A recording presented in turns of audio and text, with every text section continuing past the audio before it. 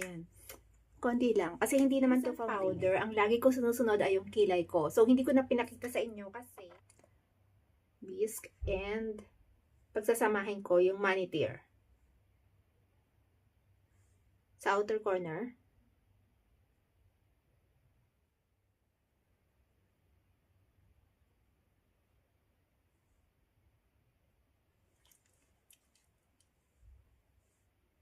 Okay. So, dito lang.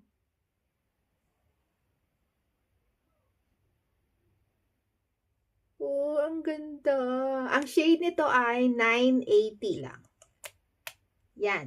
So, may salamin. Ayan oh. May salamin siya.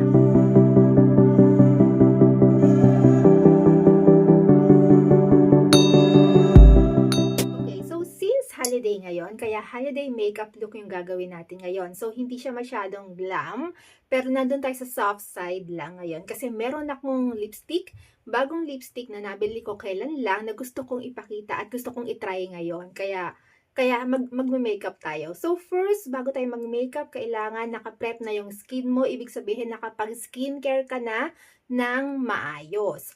And then, before makeup, kailangan mong maglagay ng primer. So, yung primer na gagamitin ko ay etong Milk Hydro Grip Primer. Ito yung parang madikit para tumagal yung makeup mo. Para kang naka-glue. Okay, ganyan siya.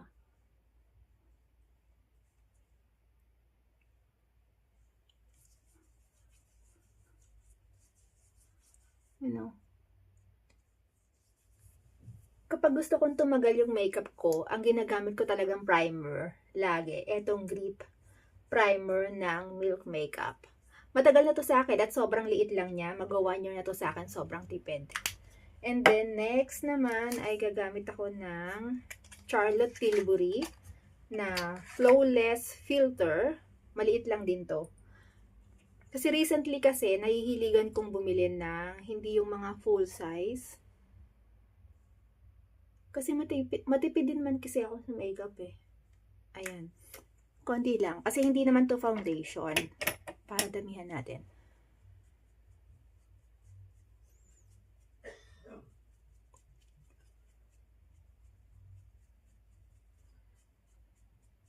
So, minsan, pinaghahalo ko yung foundation. Kung ang gamit ko ay liquid foundation. Tapos ito, pinaghahalo ko sila, minimix ko. Pero ngayon kasi hindi ako gagamit ng liquid foundation, kaya inuna ko siya.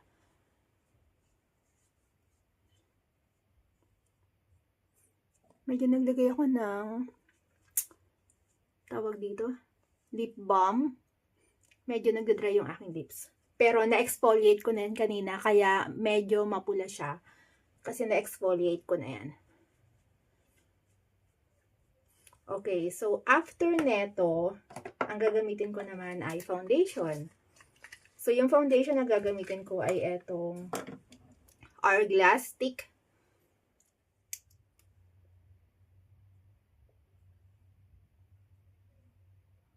Okay. So ganyan lang karami.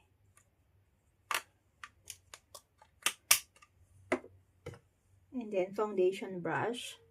Matagal na rin to sa akin by Miniso.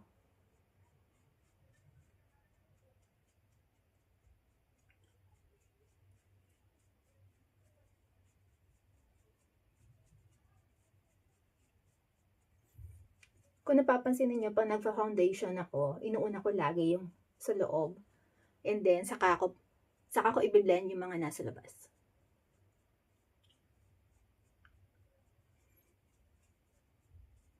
Para may control ako.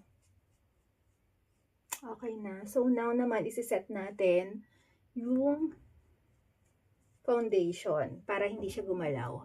So, ang ginagamit kong pang-set, any translucent powder. So, ngayon kasi marami akong powder, ang gusto kong gamitin ay etong Coty Airspun.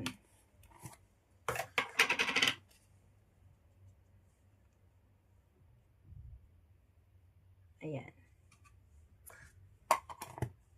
Then, saka ako gagamit ng powder brush. Dap-dap lang hindi blend. And then next, after ng translucent powder, ang lagi ko sinusunod ay yung kilay ko. So, hindi ko na pinakita sa inyo kasi matagal akong magkilay. Kaya hindi ko siya talaga ginagawa sa harap ng camera. Ang tagal ko kasi talagang magkilay. So, after nyan, eyeshadow na tayo. Ang gagamitin kong palette ng eyeshadow ay Huda Beauty. This one. Ayan. So, simple lang yung gagawin ko kasi meron akong lipstick na gagamitin na gusto ko kasi siyang gamitin ngayon. So, ito. Ang shade niya, Demure.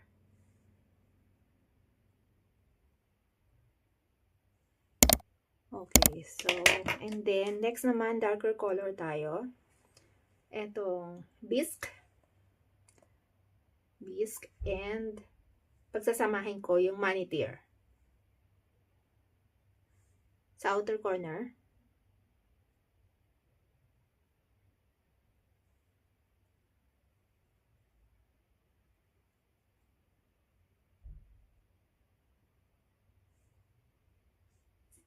Okay.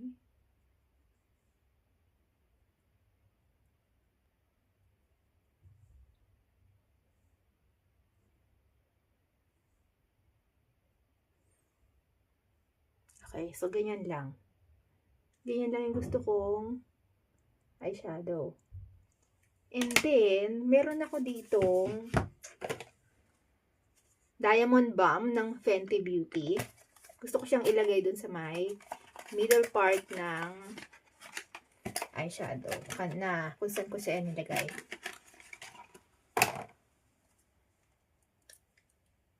Okay. So, eto siya. Oh, ang ganda. Okay. So, dito lang. Middle part and then dito sa side na to.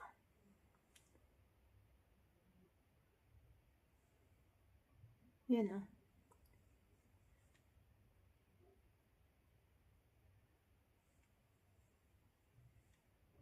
Ang smooth nito. Ayan. And then,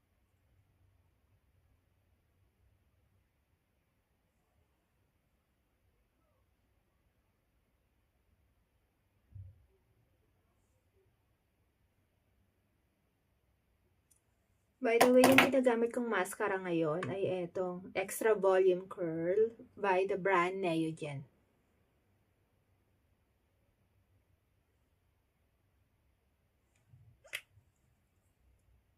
Then next blush, gagamit ako ng Morphe na blush palette. Ang gagamitin kong blush ay etong Drama. Eto.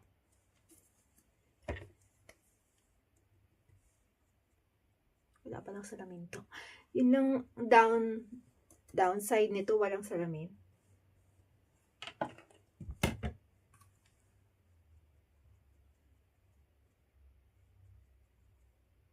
Yan. Gusto ko yung may pagkakulay lang. Kasi ang aim ko ngayon ay yung sobrang soft lang. Kasi medyo dramatic yung lipstick na binili ko.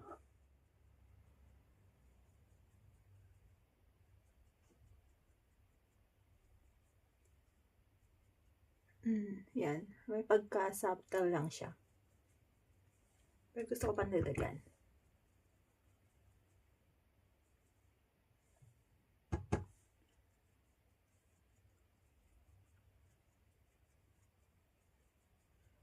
Okay. Okay, so ganyan lang. So, next, i-wipe natin yung lip balm na nilagay ko. Ayan. Kasi nag-zip na naman yung aking labi. So, namumula pa siya kasi in-exfoliate ko nga kanina. So, ito yung lipstick.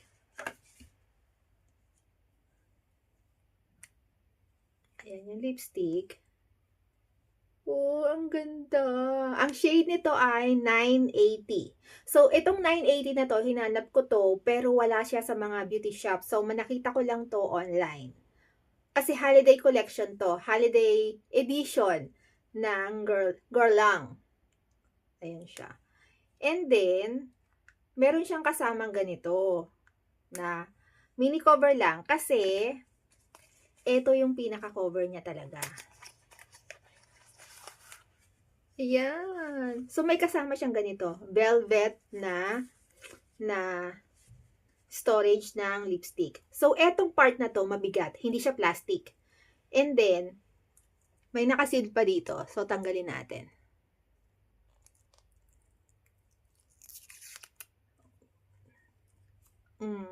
So, try natin siya ngayon. So, ito yung shade. Ang shade ay 980. Huh?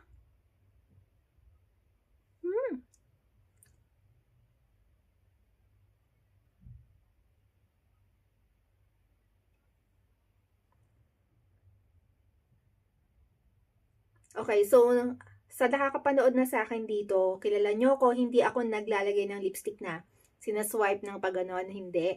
So, dinadap-dap ko lang yan kasi para may control ako. And then, second, kapag ginanon ko kasi, may tendency, lalo na kung drying yung lips mo, may tendency na makita yung mga lines ng lips mo kapag ginanon mo. So, sa akin, para may control ako, dap lang.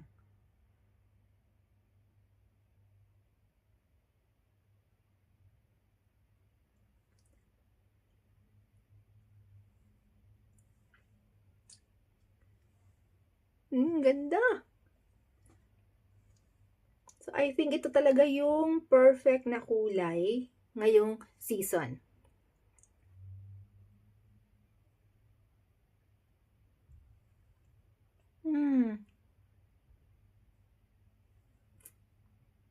Next ay, last na to, finishing powder. So, yung recently kasi meron akong binili sa Sephora. No, hindi siya sa Sephora mismo. Sa mismong website ng Charlotte Tilbury. Naka-sale kasi to. Itong Airbrush Brightening Flawless Finish. Ayan siya. So, get natin yung aking powder brush.